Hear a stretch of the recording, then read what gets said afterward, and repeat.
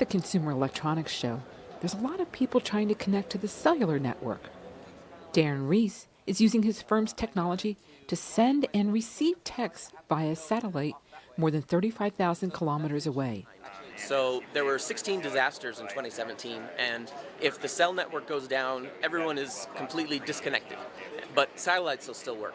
So I have one in my glove box so that if ever there was an emergency or my car broke down and I was out of cell range, I would have peace of mind.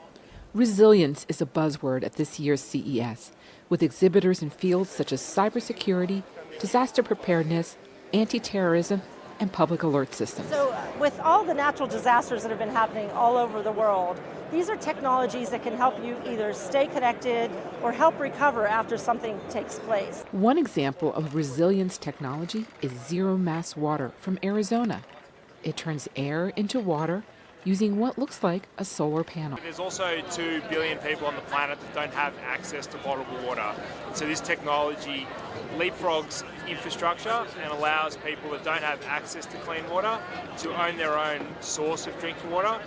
Even in a desert city like Las Vegas, the source hydro panels are able to extract water from the air, similar to how steam from a shower condenses. Then the water is mineralized and stored for when it is needed.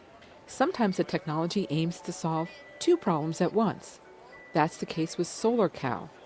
The South Korean company Yoke wanted to incentivize kids in Kenya to go to school rather than work. Their answer? Offer electricity.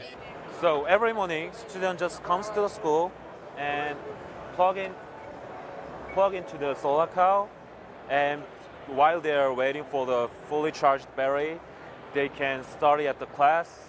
After the class, they just pull it back and bring it back to the home. Korean entrepreneurs using clean energy to help to fill African classrooms. Some products at CES are focused on more than the financial bottom line. Michelle Quinn, VOA News, Las Vegas.